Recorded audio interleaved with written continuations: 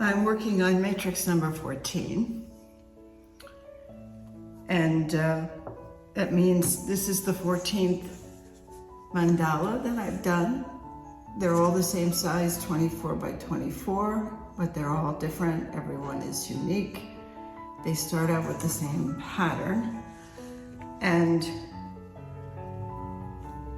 primarily what I'm using this time is color pencil and acrylic paint, though I've used watercolor in the past and markers, but I'm not using those this time. And it takes some time to do one of these. It takes as much time to decide what's next as it takes to do a given pattern. And sometimes when I start whatever pattern I'm going to do next, I am not quite sure it's a good idea. And sometimes I started out and I think that was not a good idea. But then when it's done, I'm okay with it. And it's a challenge with the Matrix series because they're all done on a white background, and a white background is not forgiving. It's also not painted background, so it's just a wax coated paper that reduces the absorption so that the paint doesn't spread, because I have to thin it down a little bit when I do dot painting. If it's too thick, it won't release from the tool that I'm using. In this case, I'm using a tool that's used by manicurists to do nail art. And essentially I'll use anything that'll make a dot. So I have quite an array of tools. This is, for example, these are crochet needles. I have a wooden set as well. They can come into pretty big sizes. And then I have these, which are polyurethane and made specifically for dotting, and that doesn't belong in that container. And then I have a lot of these polyurethane dotting tools. So they'll make dots of different sizes, and lots of different manicurist painting tools that'll paint, that do dots in different sizes. And the dots I'm doing right now are extremely small. I'm not using a toothpick, though. I have in the past done plenty of dot painting with toothpicks. But I do have a tool that looks like a that works like a toothpick.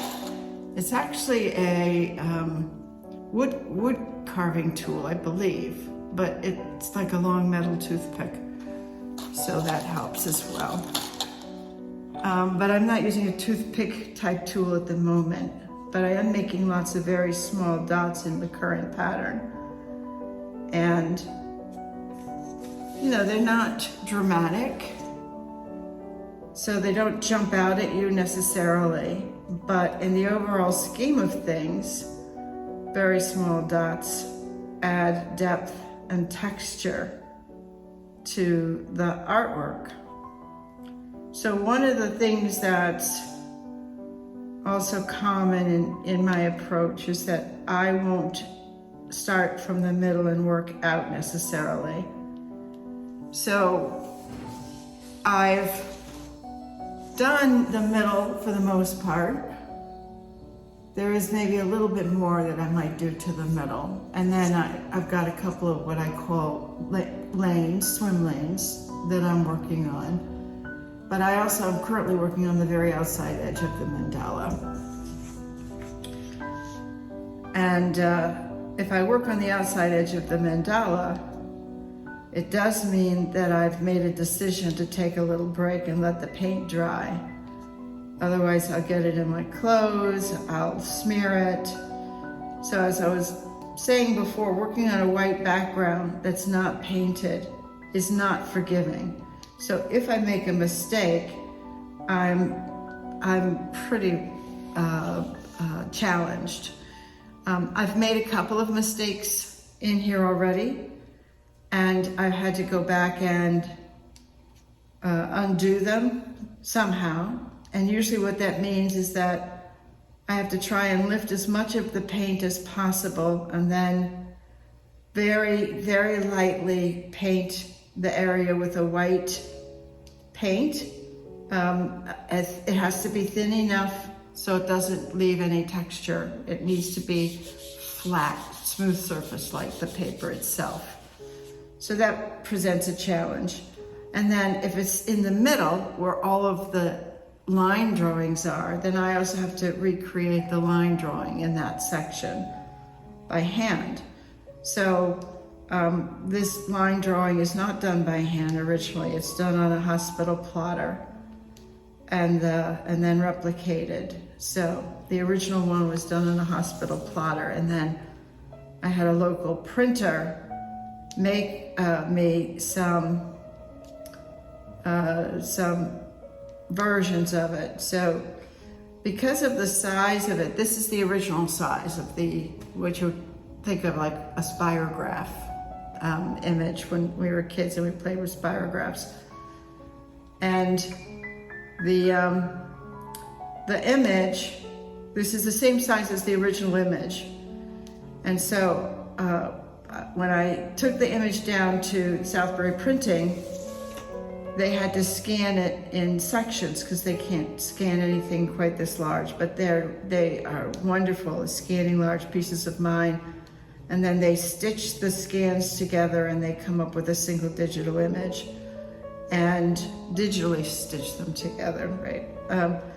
And then Fred, who owns Southbury Printing, printed this on a wax-coated paper that would be suitable for painting, and then adhered them to foam core. So it's adhered to a piece of foam core, 24 by 24. And I just sold one of them in a show, a juried show, a couple weeks ago.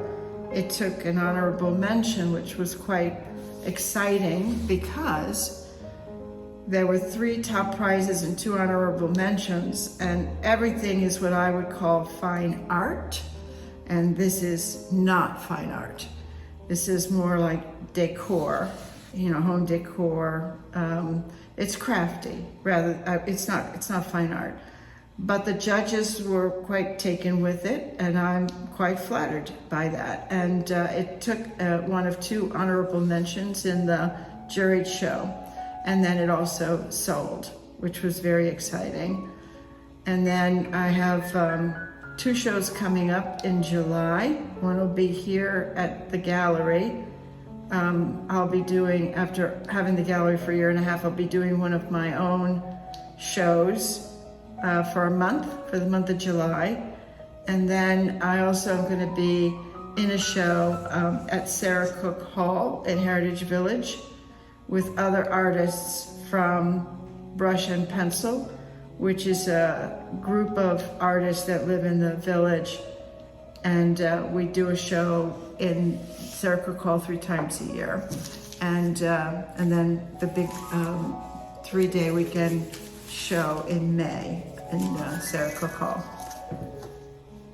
So I just finished the latest pattern that I'm working on. And I still have a ways to go, but this is going to be all I'm going to show you for today. It's getting there.